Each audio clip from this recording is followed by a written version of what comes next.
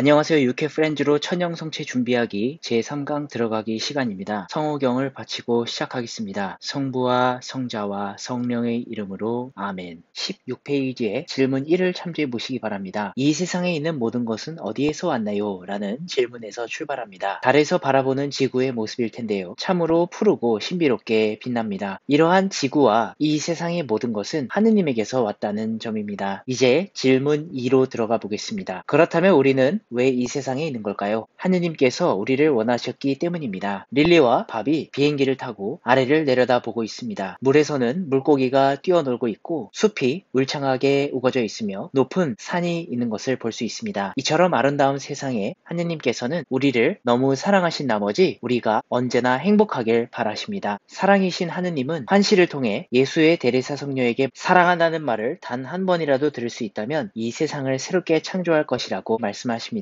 이는 하느님께 우리가 너무 소중하다는 사실을 알려주신 것입니다. 여기에서 말하는 환시는 보다라는 의미입니다. 하느님이 누군가에게 아주 놀라운 방식으로 나타나실 때 사용합니다. 그렇다면 우리를 이처럼 사랑하시는 하느님이 계신다는 것을 어떻게 알 수 있을까요? 그것은 이 세상 곳곳에 새겨두신 그분의 흔적을 통해서입니다. 릴리와 밥이 비행기를 타고 바라보는 이 아래의 모습들, 아름다운 바다와 그 위를 날아다니는 갈매기를 볼 수 있습니다. 하늘에 떠있는 태양, 밤하늘을 수놓는 아름다운 별, 숲이 울창하게 우거져 있으며 온갖 종류의 동물들과 온 세상에 널리 퍼져 사는 다양한 사람들을 통해 하느님이 계시다는 것을 알 수가 있습니다. 어느 날 바닷속 물고기들이 말했답니다. 우리가 물이 없으면 살 수 없다고 하던데 물이 뭐야? 그러자 얼음 물고기가 웃으며 말했습니다. 이런 바보들, 너희는 지금 물속에 살고 있는 거야. 이 물이 안 보인다는 거야? 물고기들은 우리의 모습일지도 모릅니다. 하느님 안에서 살아가고 있는 우리가 도대체 하느님이 어디에 계시지? 라는 것을 풍자하는 것이겠죠. 여기에서 우리는 두 가지를 깨달아야 합니다. 첫째, 하느님은 세상 어디든 계시며 이 세상 모든 것은 그분 없이 살 수 없다는 것.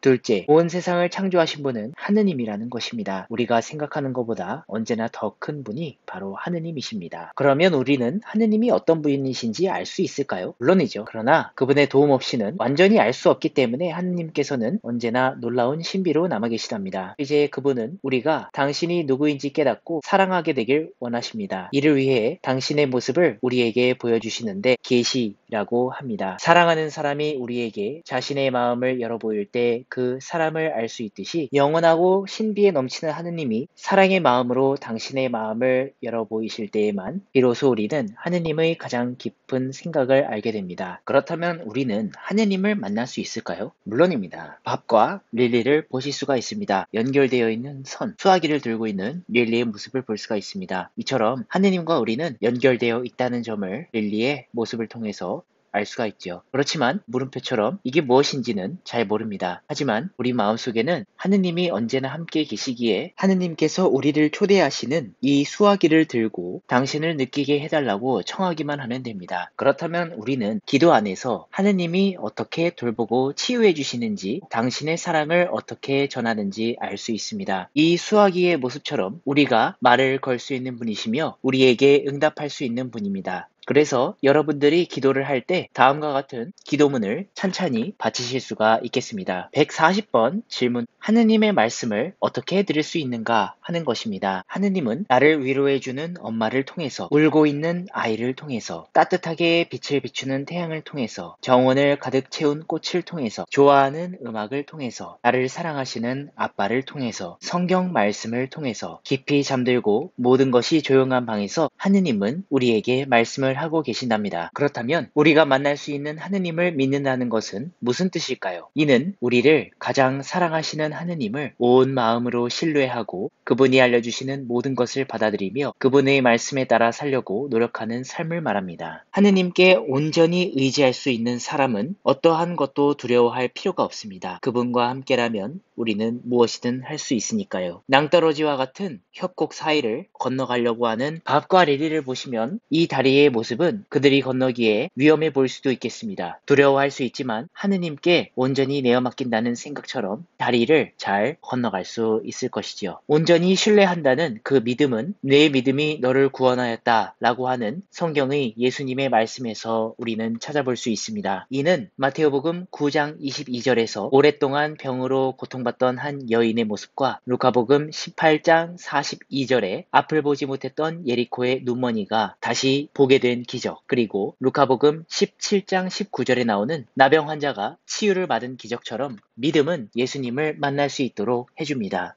그런데 믿음의 대상은 어느 것이나 가능하다는 이야기를 할 수 있습니다. 그래서 누구나 자신이 원하는 것을 믿을 수 있나요? 라는 물음이 생겨나기 마련입니다. 그렇지만 그러한 믿음은 오래가지 못할 것이지요. 우리가 믿는 그리스도교 신앙은 인간이 만들어낸 것이 결코 아닙니다. 그리스도께서는 하느님에 관한 참된 가르침, 즉 진리를 알려주셨고 우리는 예수 그리스도라는 분을 믿는 사람들이기 때문에 그분께서 알려주신 이 진리를 성경과 살아있는 성전에서 찾을 수가 있습니다. 보충하여 알아본다면 성전이란 거룩한 전통을 뜻합니다. 사도신경이나 신앙생활의 관행, 즉 묵주기도, 성무일도를 바치는 것, 행동규범과 종교적인 체험, 미사를 비롯한 전례를 말하는 경신의식과 성모님, 성인들과 순교자 공경, 칠성사와 교계제도 등등을 성전이라고 볼 수 있습니다. 간략하게 본다면 성경처럼 글로 기록되지 않고 형식상으로 구별되어 입에서 입으로 전해지는 것이고 사도로부터 이어오는 초기 교회 때부터 전해져 내려온 가르침과 활동들을 일컫습니다. 또한 성경이란 하느님의 말씀과 행적을 글로 기록한 것입니다. 하느님께서 당신 말씀과 행적을 전하시기 위해 인간을 선택하시고 그들에게 영감을 불어넣으시어 구원에 필요한 일을 기록하도록 하신 것입니다. 따라서 성경과 성전은 한 처음부터 지금까지 전해져 내려오는 하느님 말씀과 행적, 교회의 가르침과 활동에 관한 모든 것이며 이는 전승을 말합니다. 이 모든 해석은 복음을 선포하며 그리스도 공동체가 고백하는 믿음에 대하여 권위 있게 가르치시는 공적인 직무를 이행하는 권한이 있는 베드로 사도의 후계자인 교황님의 교도권 아래 이루어집니다. 또한 이러한 믿는 이들이 모인 공동체를 교회라고 합니다. 이 교회 안에서 우리는 예수님에게서 배운 신앙을 함께 살아가고 있습니다. 주의할 점은 신앙을 모든 이에게 전해야 한다는 것입니다. 너희는 온 세상에 가서 복음을 선포하여라 라고 말씀하셨던 예수 그리스도의 말씀 때문입니다. 하느님께서는 각자에게 특별한 방식으로 다가오시지만 신앙은 모든 이에게 열려있는 선물입니다. 밥과 릴리의 모습을 다시금 보실 수 있습니다. 이들이 보고 있는 것은 무엇일까요? 이 지도는 하느님을 만나러 가는 길을 표시한 것이라고 생각할 수 있겠습니다. 주님을 만나러 가는 길은 제각기 여러 갈래로 나누어져 있다는 사실입니다. 이 갈림길에서 주목할 것은 릴리와 밥 위에 있는 화살표의 방향입니다. 출발점에서부터 하느님을 향해 나아갈 수 있는 도착점까지 최단 거리로 가는 것이 중요합니다. 분명 각 사람마다 그 가는 길은 제각기 다를 수 있고 그 길이도 길어질 수 있습니다. 중요한 것은 하느님을 향해 나아가려는 끈기가 중요한 것입니다. 하느님의 백성이란 하느님을 만나고 그분이 누구이신지 알게 된 이들이 함께 모여 세대에서 다음 세대로 자신이 체험한 하느님을 전하는 공동체입니다. 하느님을 믿고 받아들인 모든 그리스도인은 다른 사람에게 전해야 할 소중한 이야기, 하느님에 대한 자신의 신앙 이야기가 있습니다. 이 그림을 보시게 되면 사람들이 입에서 입으로 전하는 것을 볼 수가 있습니다. 자신의 신앙 이야기가 담겨져 있다는 것을 쉽게 풀어 설명하고 있다는 점입니다. 교회라는 것은 건물을 떠올릴 수도 있겠지만 이렇게 자신들이 체험한 하느님을 전하는 공동체라고 생각할 수 있습니다. 50에서 52번 질문에서 좀 더 자세히 배우겠습니다. 그리스도인이란 세례를 받아야 합니다. 이 세례를 받고 예수님이 세우신 교회의 일원이 된 사람을 그리스도인이라 합니다. 세례가 무엇인지 또 세례를 받으면 어떤 변화가 생기는지 살펴보기 위한 그 해답은 세례성사에서 배우도록 하겠습니다. 신앙의 증언이 뒷받침될 수 있게 하기 위해서는 어른들이 신앙의 모범을 보일 필요가 반드시 있습니다. 하느님과 친밀하고 개인적인 체험을 나누는 것도 필요합니다. 성경이 되는 과정 관한 것을 사파로 볼 수 있습니다. 어른들은 이 신앙의 이야기를 자녀들에게, 그리고 자녀들은 자신이 어떻게 하느님을 알게 되었는지 신앙을 전하는 것은 매우 중요한 일입니다. 성경이 어떻게 만들어졌는지에 관하여 이야기하고 있습니다. 하느님은 오랜 시간에 걸쳐 당신이 선택하신 백성에게 당신이 누구이신지를 알려주셨습니다. 이들은 지금의 이스라엘 민족이라고 할 수 있지요. 그들은 입에서 입으로 후손들에게 하느님을 전했습니다. 사람들은 하느님의 놀라운 일들을 이야기했습니다. 이렇게 입으로 내려오던 이야기를 모아 글로 적기 시작했고, 이 글이 모여 이스라엘 백성의 거룩한 책인 구약 성경이 되었습니다. 초기 그리스도인들도 처음에는 예수님의 가르침과 행적을 입으로 전했습니다. 얼마 후에 그들은 예수님의 말씀과 사도들이 복음을 전했던 일을 글로 적기 시작했고, 이 글이 모여 신약 성경이 되었습니다. 이렇게 구약 성경과 신약 성경이 모여 그리스도인들의 거룩한 책인 성경이 되었습니다. 참고로 구약 성경은 46권으로 이루어져 있고 신약 성경은 27권으로 이루어져 있으며, 구약과 신약 성경을 합쳐 총 73권이 성경이라고 알고 계시면 되겠습니다. 어떤 사람들은 나는 하느님을 믿을 수 없어 라고 하는데 왜 그런 걸까요? 라고 질문을 할 수가 있겠습니다. 세상에는 아직 하느님이 누구신지, 또 그분이 하신 말씀이 무엇인지 들어보지 못한 사람들도 있기 때문입니다. 그리고 하느님에 대한 잘못된 생각을 가지고 있기 때문에 그분을 믿지 못하는 사람들도 있다는 사실입니다. 게다가 너무나 고통스러운 일을 겪었던 사람들은 그 일 때문에 하느님을 믿는 것을 어려워하기도 한다는 점이죠. 또 한편으로 어떤 사람들은 하느님을 믿으려고 노력조차 하지 않거나 그분이 하시는 말씀을 듣길 원하지 않기도 합니다. 그럼에도 불구하고 하느님께서는 이 모든 사람을 사랑하시며 그들이 언젠가는 당신에게 다가와 주기를 바라며 기다리고 계신다는 사실입니다. 그 기다림은 우리를 만나러 오신다는 사실을 깨닫기 위해 필요한 시간이라고 볼 수 있습니다. 그래서 삶의 끝에 가서야 비로소 하느님을 믿고 신앙을 받아들이는 사람도 있다는 사실입니다. 그렇기 때문에